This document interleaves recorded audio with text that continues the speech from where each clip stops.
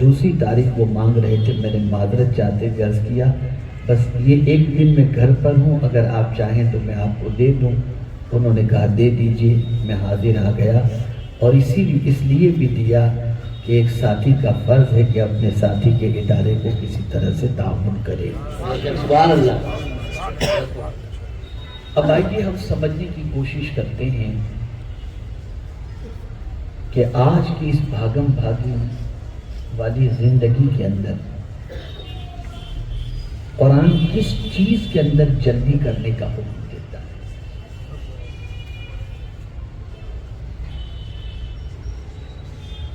آج ہمارا حال یہ ہے کہ بہت ساری چیزوں میں جلدی. ممبئی کی لائف بڑی بھاگم بھاگی والی لائف ہے اور پوری دنیا کا اگر جائزہ لیا جائے تو دنیا بھاگم بھاگی ہی کی طرف جا رہی ہے. اور جتنی جلدی سارے کام ہو سکتے ہوں آدمی اس کی فکر کرتا نظر آتا ہے. سفر کا معاملہ پہلے 1 مہینے میں سفر طے ہوتا تھا, اب ایسی سواریاں آ گئیں کہ چند گھنٹوں میں سفر طے ہو جاتا ہے. پہلے پوزیشن ایسی تھی ٹیلی گرام کرنا پڑتا تھا, کئی دنوں کے بعد پہنچتا تھا یا کئی گھنٹوں کے بعد. اب واٹس ایپ کا دور آ گیا. یعنی ہر چیز کے اندر آدمی جلدی کا شوقین بن چکا, یہاں تک کہ کھیل کود میں بھی آدمی اب صبر نہیں کر رہا. اب جو ہے وہ ٹیسٹ میچ کی بجائے آدمی 2020 پر آ گیا کہ سب چیز جلدی جلدی ہونی چاہیے. جلدی انسان کی فطرت ہے. قرآن نے کہا وَكَانَ الْإِنسَانُ عَجُولًا. انسان کی فطرت میں اللہ نے جلدی رکھی ہے.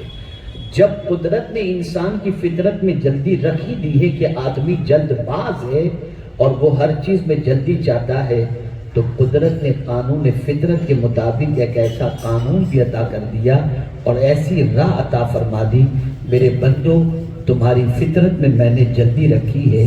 اب اگر تم جلدی کرنا چاہتے ہو تو آؤ, کس چیز میں جلدی کروں, میں تمہیں قانون عطا کرتا ہوں تاکہ تمہاری فطرت کی تکمیل بھی ہو سکے.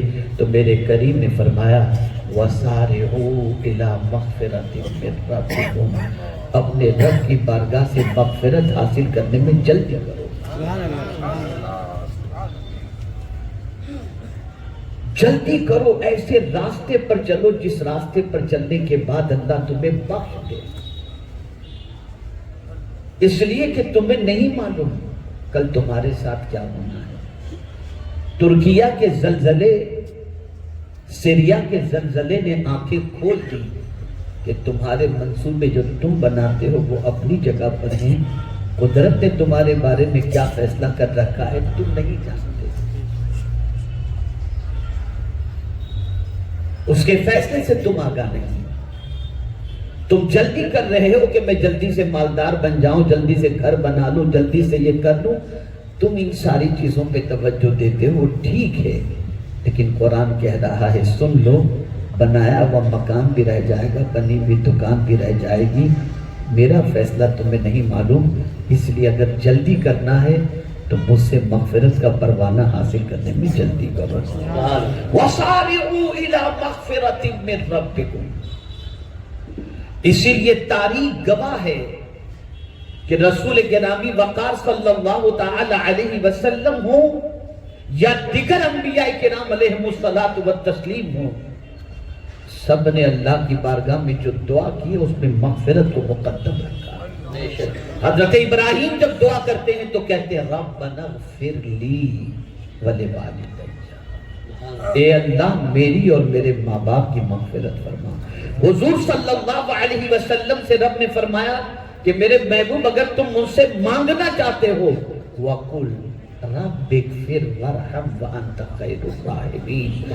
اللہ اکبر. آپ اندازہ لگائیں, آپ قرآن مقدس کے اندر آیات کا مطالعہ کریں تو آپ کو پتا چلے گا ہر نبی اللہ سے مغفرت کی دعا مانگتے جبکہ وہ سید و معصومین ہیں. انبیاء سے گناہ ہونا محال ہے, لیکن اللہ سے مغفرت کی بھیک مانگ رہے ہیں, مغفرت کی دعائیں کر رہے ہیں. اللہ اکبر. اگر آپ اندازہ لگائیں تو پتا چلے گا ماں باپ کے لیے بھی اولاد کی طرف سے سب سے بڑی چیز کیا ہے.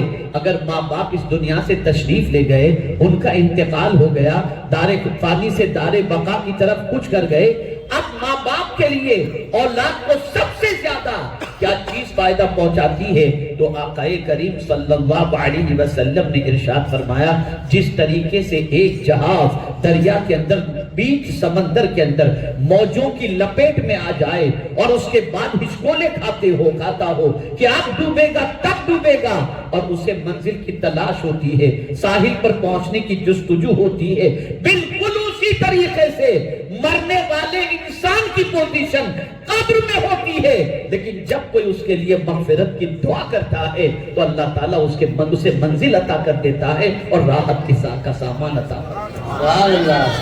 ماں باپ کے لیے بلکہ علامہ نقی علی خان علیہ الرحمت والرضوان جو امام المتکلمین ہیں، امام عشق و محبت کے والد ہیں، انہوں نے اپنی دعا کی کتاب کے اندر اس حدیث کو نقل فرمایا کہ جو شخص ہر نماز کے بعد اپنے ماں باپ کے لیے مغفرت کی دعا نہیں کرتا، اللہ اس کی نماز کو قبول نہیں کرتا۔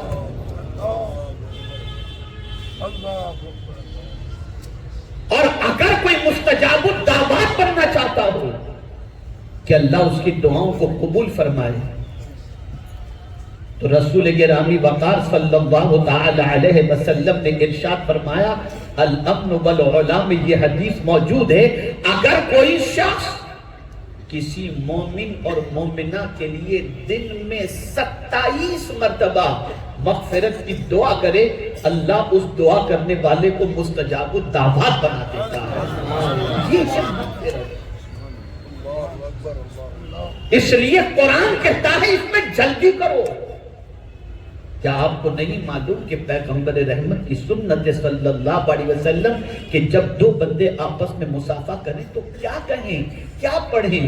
تو یہی تو پڑھنا یغفر اللہ لنا ولکم، اللہ میری اور تمہاری دونوں کی مغفرت فرمائے۔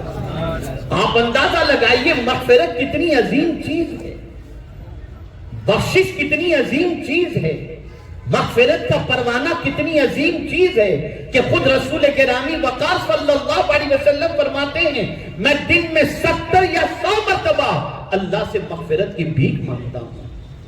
لیکن میرے پیارے آقا صلی اللہ تعالی علیہ وسلم کے پیارے دیوانوں، آج کے مسلمان کی پوزیشن یہ ہے کہ گناہ تو کر رہا ہے لیکن نعمتیں مانگ رہا ہے، سیاہ کاریاں تو کر رہا ہے لیکن نعمتیں مانگ رہا ہے، گناہ سے معافی نہیں مانگ رہا، بخشش کی بھیک نہیں مانگ رہا، مغفرت کا پروانہ حاصل کرنے کی کوشش نہیں کر رہا۔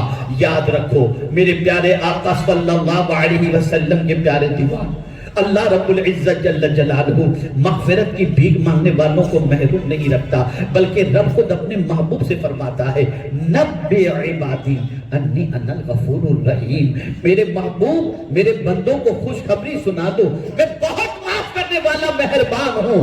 اب جب کوئی بندہ اللہ سے مغفرت طلب کرتا ہے تو اللہ فرشتوں سے فرماتا ہے میرے فرشتوں میرا بندہ جانتا ہے کہ میں معاف کرنے والا ہوں، تبھی تو مجھ سے معافی مانگ رہا ہے، گواہ ہو جاؤ میں نے اس کے گمان کی لاد رکھ لی اور اسے معاف کر دیا۔ مغفرت مانگنے میں جلدی کرو، کل کی خبر نہیں۔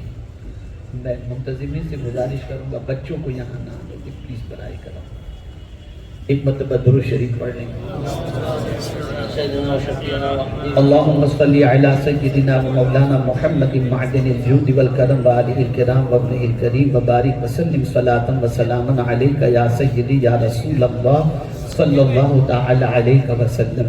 تو میرے پیارے آقا صلی اللہ تعالی علیہ وسلم کے پیارے دیوانوں، مغفرت بہت عظیم چیز ہے، بخشش کا پروانہ بہت عظیم چیز ہے۔ قرآن کہتا ہے اس میں جلدی کرو، اس کی طرف دوڑو، اس میں سستی مت کرو، اس کے لیے آگے بڑھو۔ اور یہاں تک میرے پیارے آقا صلی اللہ علیہ وسلم کے پیارے دیوانوں، صرف ایسا ہی نہیں کہ ماں باپ کے لیے مغفرت کی دعا کرنی ہے، صرف ایسا ہی نہیں کہ رشتہ دار کے لیے دعائے مغفرت کرنی ہے، بلکہ آئیے میں آپ کو بتاؤں جو مومنین اس دنیا سے کچھ کر گئے ہیں ان کے لیے بھی قرآن نے جو دعا بتائی وہ کیا ہے؟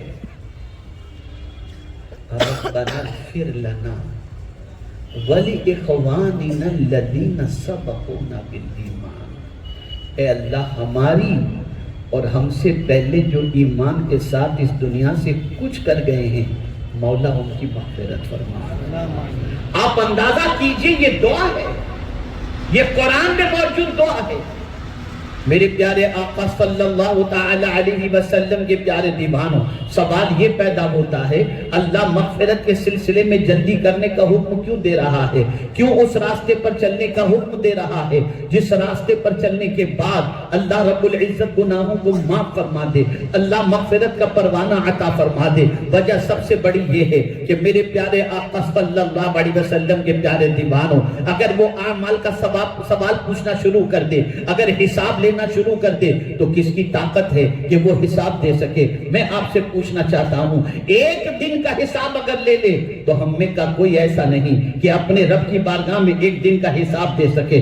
آپ مجھے بتائیے، ہم آج صبح سے لے کے رات تک کا اپنا حساب لے کر کے دیکھیں کہ ہم نے صبح سے لے کر ابھی تک کیا کیا ہے۔ آنکھیں اللہ نے عطا کی، کیا دیکھا؟ زبان اللہ نے عطا کی، کیا بولے؟ پیر اللہ نے عطا کیے، کس سمت لے کر کے گئے؟ ہاتھ اللہ نے عطا کیے، ان ہاتھوں سے ہم نے کیا کام کیا؟ اے رسول گرامی وقار صلی اللہ تعالی علیہ وسلم کے دیوانوں، تو ایک دن کا حساب ہمارے وجود کا، ٹائم کا، مال کا جب ہم اللہ کی بارگاہ میں دے نہیں سکتے تو پوری زندگی کا حساب کیسے دے سکیں گے؟ پوری زندگی کے شب و روز کا حساب کیسے دے سکیں گے؟ اس لیے اللہ کی بارگاہ کے اندر مغفرت مانگا کرو، بخشش کی بھیک مانگا کرو، تاکہ مولا کرم کی نظر فرما دے، اپنے فضل و کرم سے مغفرت کی بھیک عطا فرمائے۔ اور سنو، تھوڑی سی اور آگے بات عرض کروں گا تو بات سمجھ میں آ جائے گی۔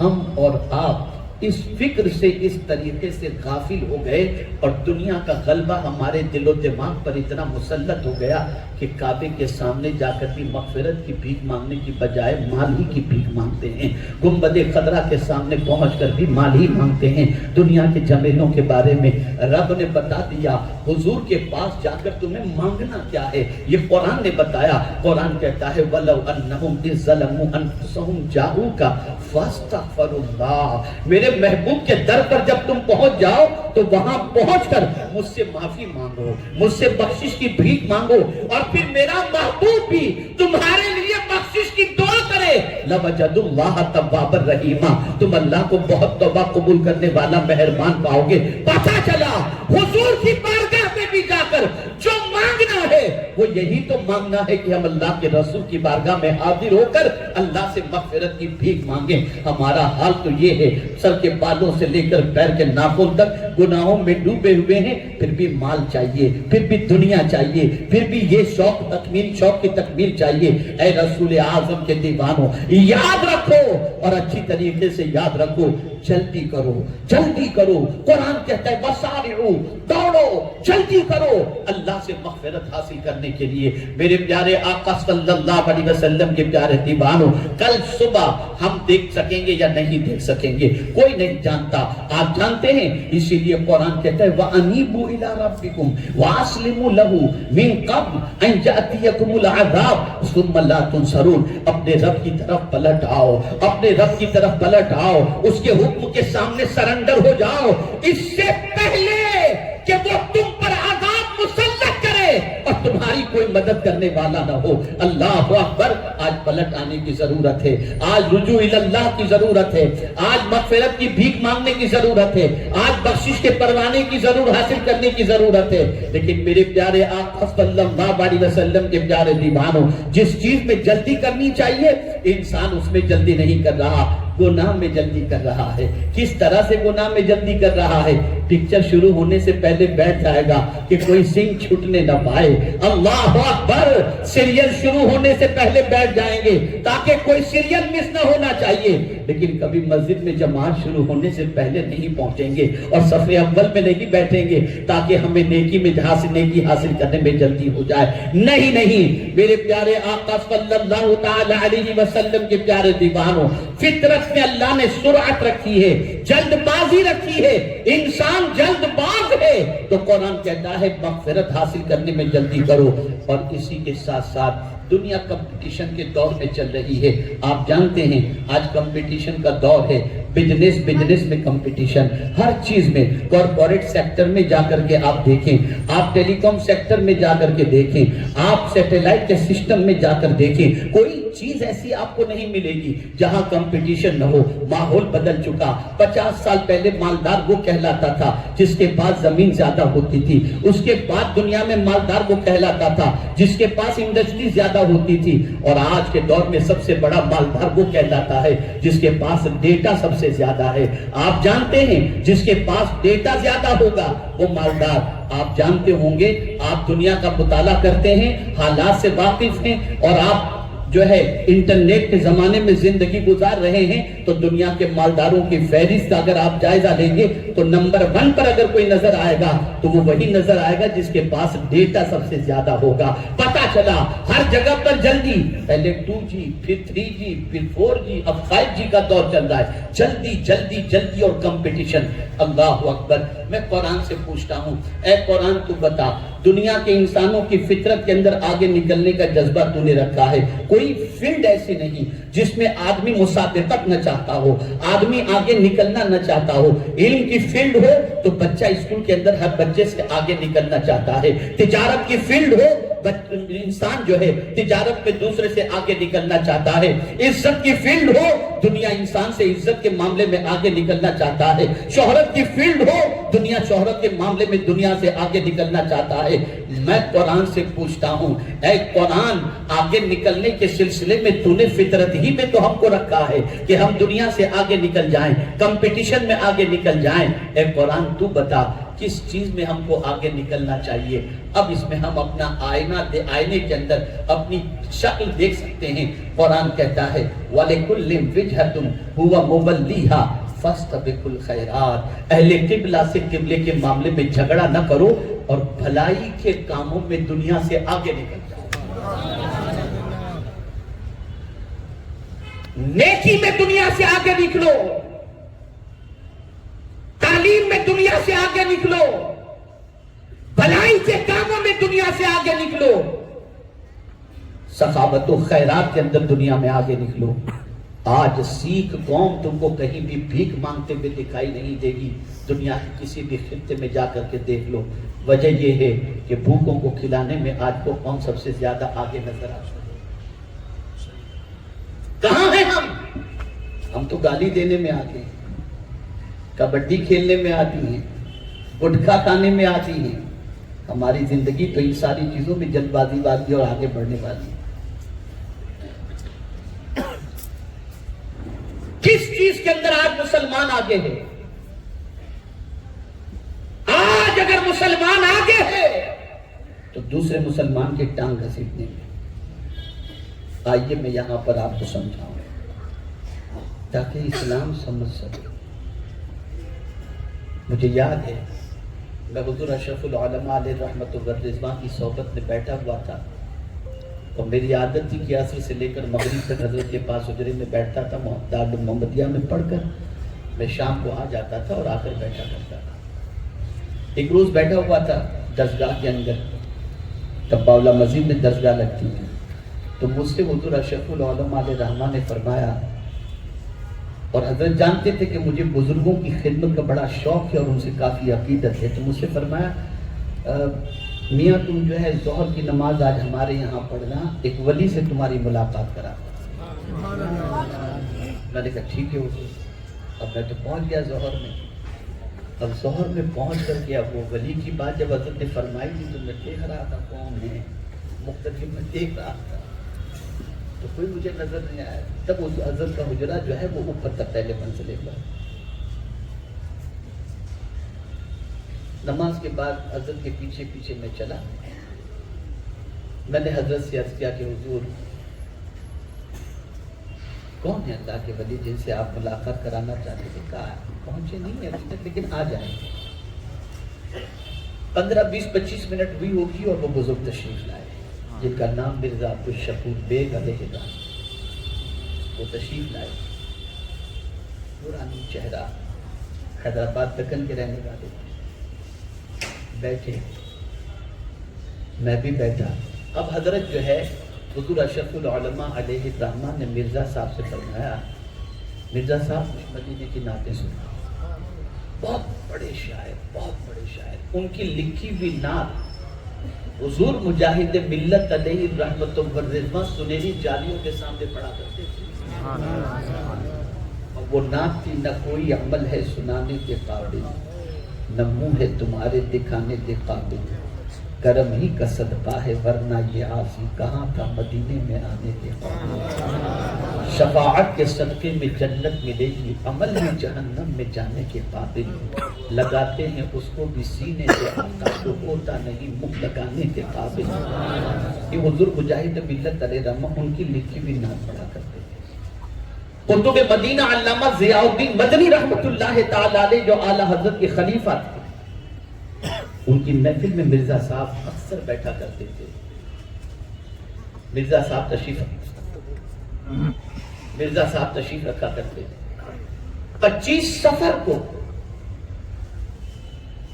اتفاق سے مرزا عبدالشکور بیگ صاحب مدینہ منورہ میں موجود تھے۔ قطب مدینہ جو اعلیٰ حضرت کے خلیفہ تھے، انہوں نے مرزا صاحب سے کہا کہ مرزا صاحب میرے پیر کی شان میں کوئی منقبت پیش کریں۔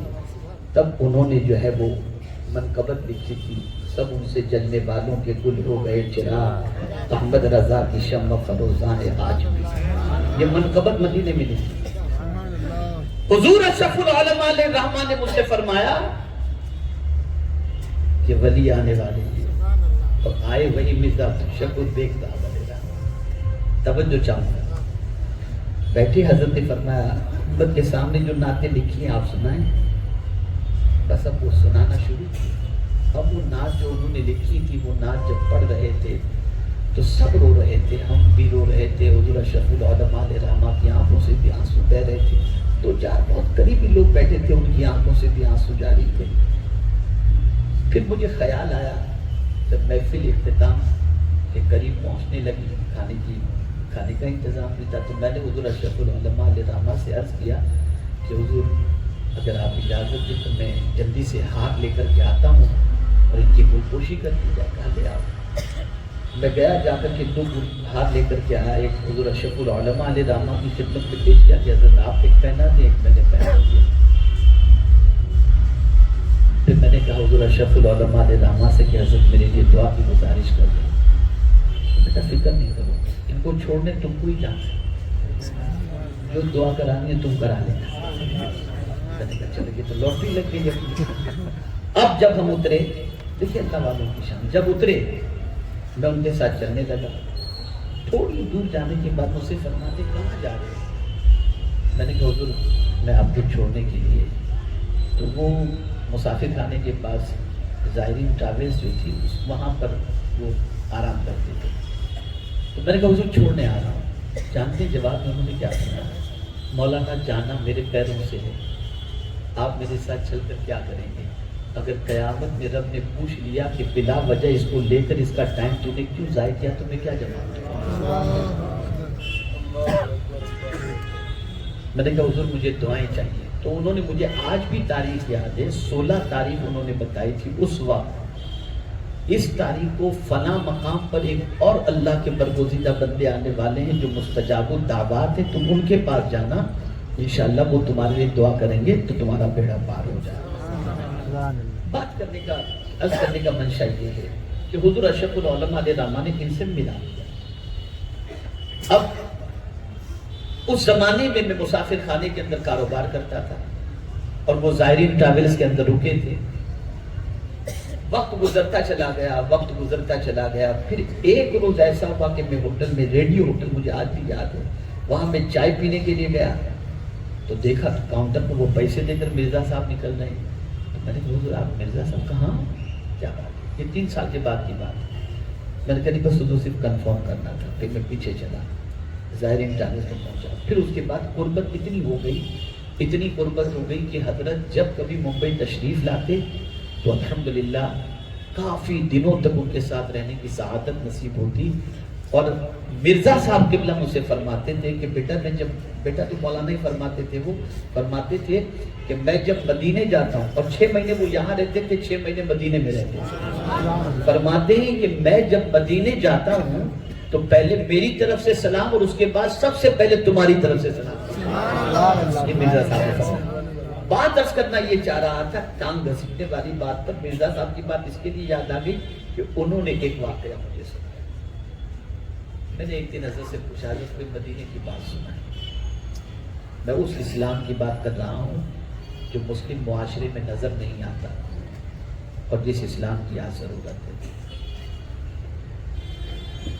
مرزا صاحب نے فرمایا، مولانا مدینے میں میرے ایک دوست کی دکان پر کپڑے کی میں بیٹھا ہوا تھا، ایک گاہک آیا ایک کپڑے کا سیمپل لے کر، اور اس نے مجھ سے کہا کہ مجھے یہ کپڑا 3000 میٹر چاہیے غریبوں میں تقسیم کرنے کے لیے مدینے میں۔ دکاندار نے کہا یہ کپڑا میرے پاس تو موجود ہے لیکن تمہیں بیچوں گا نہیں۔ اس نے کہا مجھے کیش میں چاہیے، فری میں نہیں چاہیے۔ کہا ہے تو صحیح لیکن بیچوں گا نہیں تمہیں۔ تو حیرت ہوئی۔ مرزا صاحب فرماتے ہیں کہ کپڑا خریدنے آنے والے نے کپڑے کے تاجر سے پوچھا مجھے کیوں نہیں بیچے، یہ کوئی میری غلطی ہو تو بتاؤ۔ کہا غلطی تو تمہاری کچھ بھی نہیں ہے، بات بس صرف اتنی سی ہے کہ سامنے ایک مسلمان بھائی کی دکان ہے اور میری بھی دکان ہے، میں صبح سے دیکھ رہا ہوں اس کی دکان پہ کوئی گاہک نہیں آیا ہے اور میرے یہاں گاہک کا انبار لگا ہے، یہ کپڑا اس کی دکان پر موجود ہے، اس سے خرید لو گے تو اس کا بھلا ہو جائے۔ یہ اسلام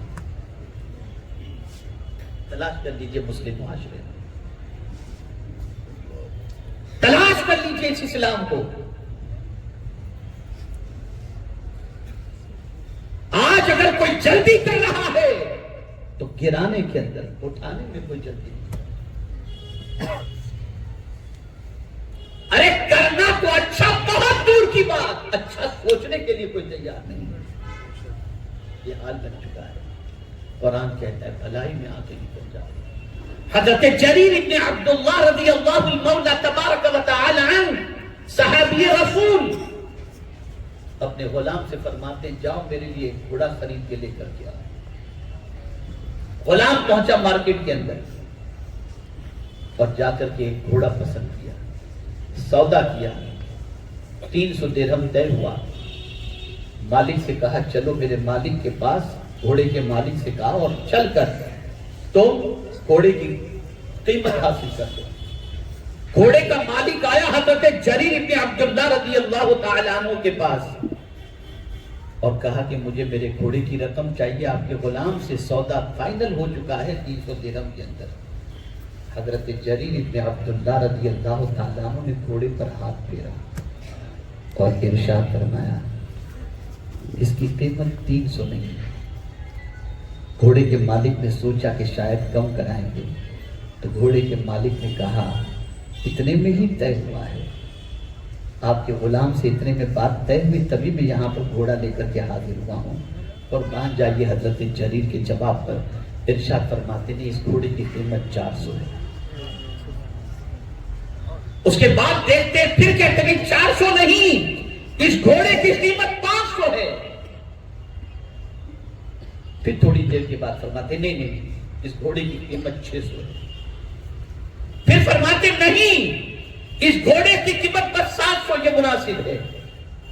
کہنے والا مجھ جیسا ہوتا تو ضرور وہ شخص کہتا کہ یار تم مذاق کر رہے ہو، لیکن وہ گھوڑے کا خادم، گھوڑے کا مالک جانتا تھا کہنے والے صاحب یہ رسول، اس لیے اسے مذاق نہیں سمجھا، سیریس لے لیا۔ اور جب 700 درہم انہوں نے پیڈ کیے، اس کے بعد وہ گھوڑے کا مالک پوچھتا ہے حضور یہ تو بتائیے 300 میں طے ہو چکا تھا، 700 مجھے آپ کیوں دے رہے ہیں؟ جواب میں حضرت جریر فرماتے ہیں سنو، میں نے اپنے نبی سے وعدہ کیا ہے کہ مسلمان کا بھلا چاہوں، اس کا بھلا چاہوں۔ اور سرکار صلی اللہ علیہ وسلم جب بیعت کرتے تھے موقع پر بیعت کے الفاظ کے اندر یہ چیز بھی شامل ہوگی کہ مسلمانوں کا بھلا چاہوں گا. بیعت کے اندر یہ الفاظ ہوتے تھے جس کا ذکر حضرت جریر ابن عبداللہ رضی اللہ تعالیٰ صحابی رسول. یہ اسلام ہوتا تھا. ہر کوئی بھلائی میں آگے نکلنا چاہتا تھا اور ہم برائی میں آگے نکلنا چاہتے ہیں. پوری دنیا میں آپ دیکھ لیجئے برائی کے اندر نمبر 1 پر ہم لوگ پہنچ چکے ہیں. اور قرآن کہتا ہے بھلائی میں آگے نکل جاؤ, ایجوکیشن میں آگے نکلو, کیریکٹر میں آگے نکلو, بزنس میں آگے نکلو, ان ساری چیزوں میں آگے نکلو. لیکن ہم ان ساری چیزوں کے پیچھے. بدلو اپنی سوچ کو, بدلو اپنے افکار و نظریات کو. قرآن کہتا ہے وَسَارِعُوا إِلَىٰ مَغْفِرَةٍ مِّن رَّبِّكُمْ. پھر آگے فرمائے وَجَنَّةٍ عَرْضُهَا السَّمَاوَاتُ وَالْأَرْضُ. اور اس جنت کی طرف جانے میں جلدی کرو, اس کی چوڑائی آسمان و زمین کے برابر. اللہ اکبر. سارے کام دوزخ کی طرف جانے کے کیے جاتے ہیں اور تمنا جنت. ابھی میں نے ایک دانشوروں کی میٹنگ گزشتہ جمعرات کو پام بیچ پر تھی, جس میں تقریباً 100 کے قریب لائرز, انجینئرز, کارپوریٹ سیکٹر کے لوگ سب جمع تھے. تو اس وقت میں نے ایک بات کہی تھی, فہم دین کے سلسلے میں ہمارے یہاں دین کی سمجھ بھی تھوڑی سی کم ہو گئی. بلکہ دین جانتی. مثال بتاؤں آپ کو, ایک صاحب تھے جو وظیفے کے عادی تھے. اچھا کام, اچھا کام. وہ دیہات کے رہنے والے تھے, لیکن اوراد و وظائف کے معمول تھا ان کا. ایک تالاب سے گزرنا ہوتا تھا. وہ عادی تھے, روزانہ تالاب سے جاتے تھے, گزر کر کنارے سے ہو کر کے راستہ ان کو معلوم تھا کہ کہاں پانی کم ہے کہاں زیادہ ہے, گزر جاتے. ایک دن ایک نوجوان ملنے کے لیے آیا اور مل کر کے اس کو جانا تھا تالاب کے اس طرف.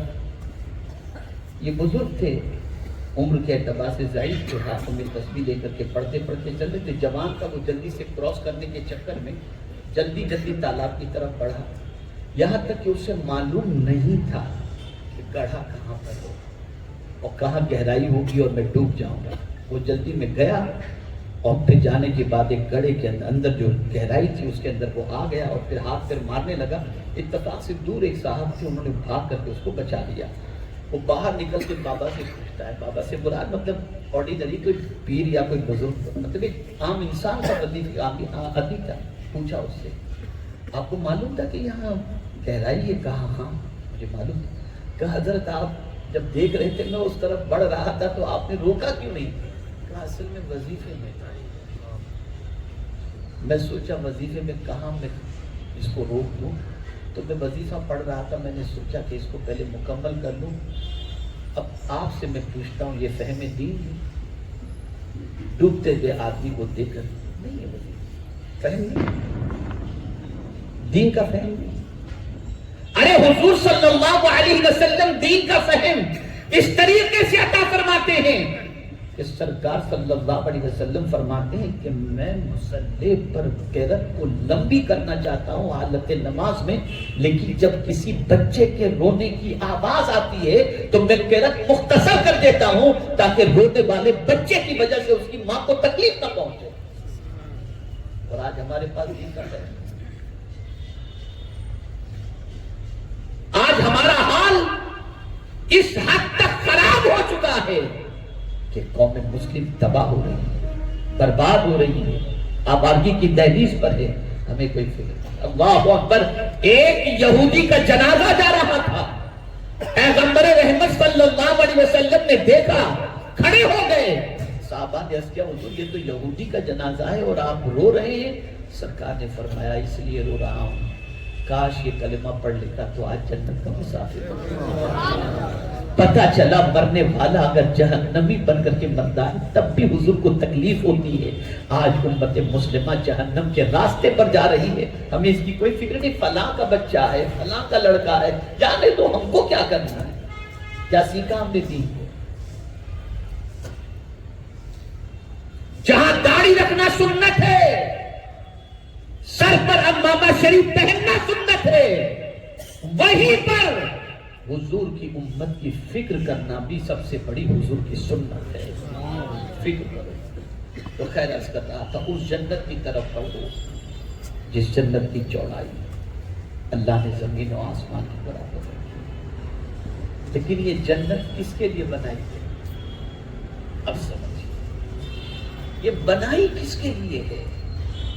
اس کو قرآن نے منشن کیا، اعدت للمتقین، یہ پرہیزگاروں کے لیے بنائی گئی۔ کن کے لیے بنائی گئی ہے؟ پرہیزگار۔ اب میں کہوں گا میں پرہیزگار، حضرت تو ہے نہیں، اور کوئی سوچے کہ چلو میں پرہیزگار، تو ہمارے کہنے سے پرہیزگار وہی ہے جسے قرآن پرہیزگار ہے، وہی پرہیزگار۔ اب قرآن سے پوچھتے ہیں قرآن بتا پرہیزگار کون جس کے لیے جنت سجائی گئی؟ تو قرآن نے اس کو کھولا، الذین ينفقون فی السراء والضراء، جو خوشی میں غمی میں اللہ کے نام پہ خرچ کرتے رہتے ہیں، وہ پرہیزگار ہیں۔ اللہ والوں کا حال یہ ہوتا ہے کہ جب ہو تب بھی خرچ کرتے ہیں، اور جب کچھ نقصان میں ہو تب بھی خرچ کرتے ہیں۔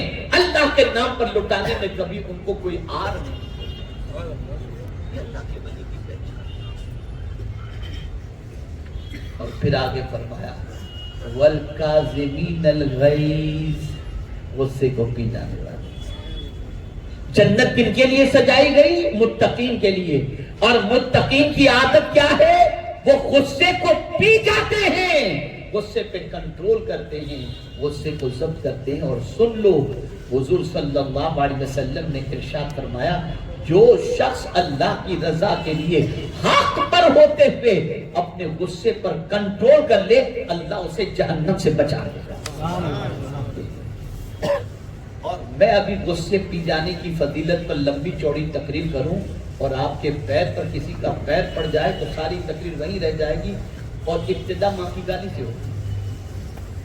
ہمارے محلوں کے اندر بچے ابتدا کرتے ہیں ماں کی گالی سے یا بہن کی گالی سے۔ اتنی گندی گالیاں کہ کان سڑ جائیں گالیاں، یہ ہماری پہچان ہے۔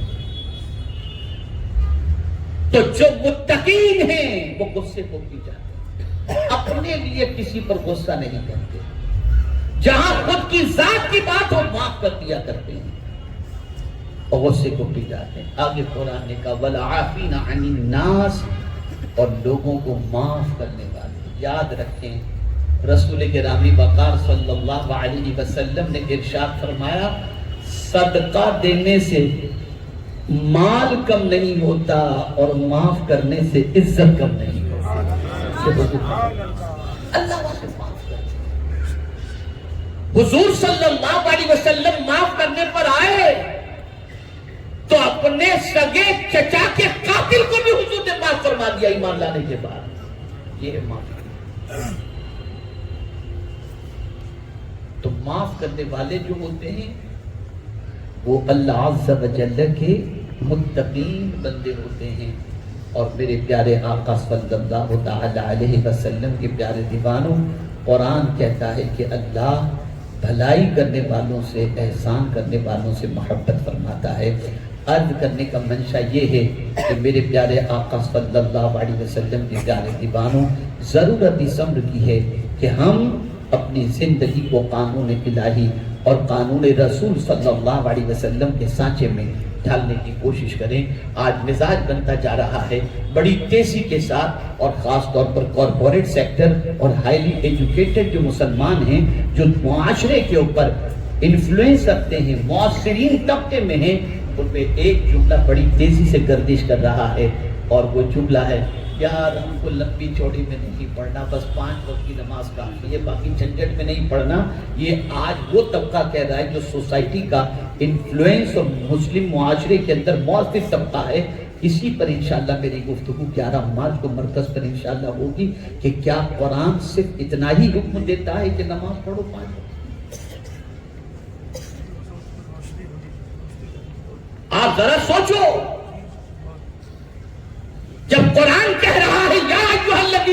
ادخلوا فی السلم کافہ، اے ایمان والو اسلام میں پورے پورے داخل ہو جاؤ۔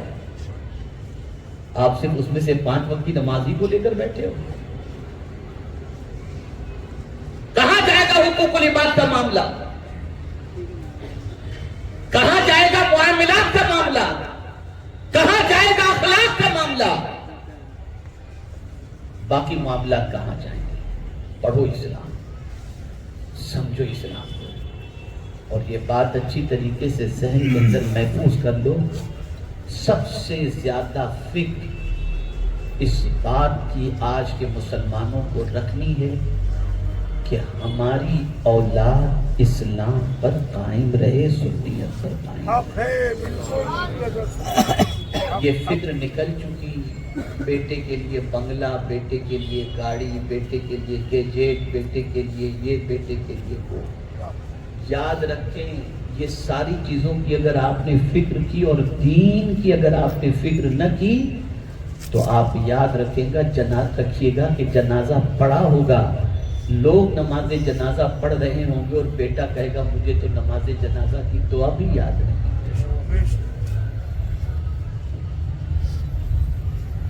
آج مرنے سے پہلے باپ اپنے بیٹے سے کہتا ہے بڑی مشکل سے بیٹا میں نے جو ہے یہ دکان بنائی، یہ بنگلو بنایا، یہ فیکٹری بنائی، بیٹا یہ کم نہ ہو، اس میں اضافہ کرنا، بیٹا ذرا اس کی حفاظت کرنا۔ لیکن قرآن سے پوچھو کہ قرآن ہمیں کیا فکر دیتا ہے؟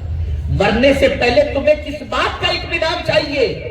تو قرآن کہتا ہے حضر یعقوب الموت اذ قال لبنی ما تعبدون من بعدی۔ یاد رکھیں ہمارے پاس روح قبض کرنے والا فرشتہ ہماری مرضی سے نہیں آتا، رب کا جب حکم ہوتا ہے تب وہ چلا آتا ہے، ہمیں خبر بھی نہیں ہوتی۔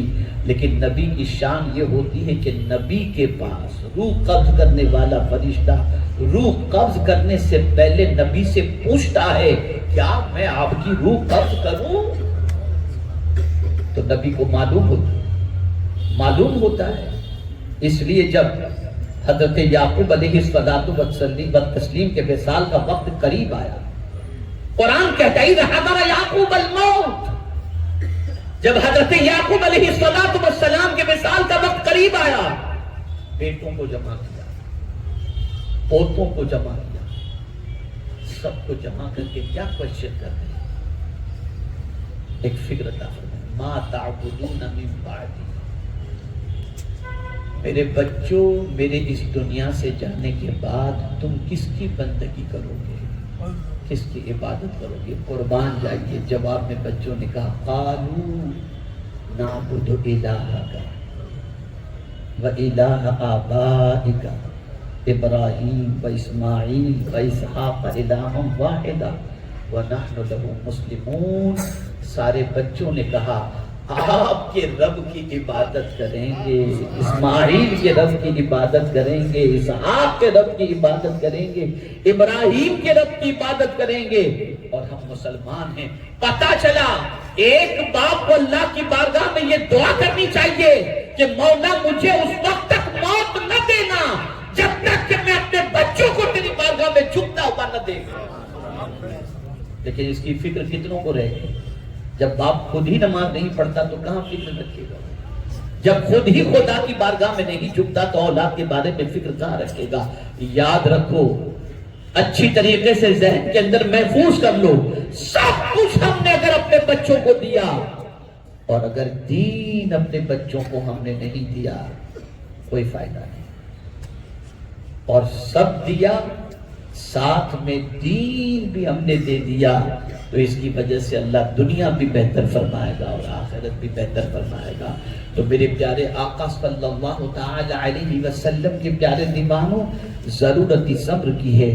پہلی چیز ہم اللہ سے مغفرت کی کثرت سے بھیک مانگتے رہیں، اللہ سے استغفار کرتے رہیں، اللہ سے مغفرت کی دعائیں کرتے رہیں، ان راستوں پر چلا کریں جن راستوں پر چلنے کے بعد اللہ عز و جل مغفرت کا پروانہ عطا کرتا ہے۔ اور اسی کے ساتھ ساتھ میرے پیارے آقا صلی اللہ علیہ وسلم کے پیارے دیوانوں، آگے نکلنا ہے تو نیکی میں دنیا سے آگے نکلو، بھلائی کے کاموں میں دنیا سے آگے نکلو، ایجوکیشن کے معاملے میں دنیا سے آگے نکلو، کیریکٹر کے معاملے میں دنیا سے آگے نکلو، خدمت خلق کے معاملے میں دنیا سے آگے نکلو، مال کے معاملے میں مال حلال کے ذریعے دنیا سے آگے نکلو، ان چیزوں سے دنیا سے آگے نکلنے کی کوشش کرو، باقی گناہوں میں آگے نکلنے کی کوشش نہ کرو کہ ایک نے ایک سونے کی چین پہنی ہے تو میں گلے کے اندر ڈبل چین پہن لوں تاکہ میں اس سے زیادہ بڑا بھائی نظر آ جاؤں۔ استغفر اللہ العظیم۔ اس کے پاس 4 پنٹر موجود ہیں، میرے پاس 40 ہو جائیں۔ یہ ہمارے یہاں کی سوچ بن چکی ہے مسلم اکثریتی علاقے کی۔ بدلو اس سوچ کو اور قرآن کے دائرے میں آنے کی کوشش کرو، رسول اعظم کے بتائے ہوئے طریقے پر آنے کی کوشش کرو تاکہ تمہاری دنیا بھی سنور جائے، تمہاری آخرت بھی سنور جائے۔ اور سن لو، جن اداروں کے ذریعے آج حفاظ نکلتے ہیں، علماء نکلتے ہیں اور آپ کی مسجدوں کے امام بن کر آپ کو ثواب کی خیرات سے مالا مال کرتے ہیں، اگر مسجد میں امام نہ ہو تو آپ کو 70 گنا ثواب کون بتائے گا؟ مسجد میں امام نہ ہو تو آپ مجھے بتائیے آپ کو دین کے مسائل کون بتائے گا؟ تو اللہ کا شکر ہے کہ دارالعلوم محی الاسلام جو ایک اعتبار سے دیکھا جائے تو حضور اشرف العلماء علیہ رحمہ کا فیضان ہی ہے کہ ان کے صدقے میں یہ ادارہ قائم ہوا اور آج یہاں سے بچے نکل رہے ہیں، حافظ بھی بن رہے ہیں، عالم بھی بن رہے ہیں۔ اور ہمارے ایک تھوڑا سا ایک بہت غلط جو تصور ہے وہ تصور میں بتا دوں، وہ تصور یہ ہے کہ بس 2 جملوں میں 2 لفظ میں سمجھا دوں، مدرسے کے بچوں کو آدمی حقارت کی نظر سے دیکھتا ہے، بچے یتیم مسکین بیچارے،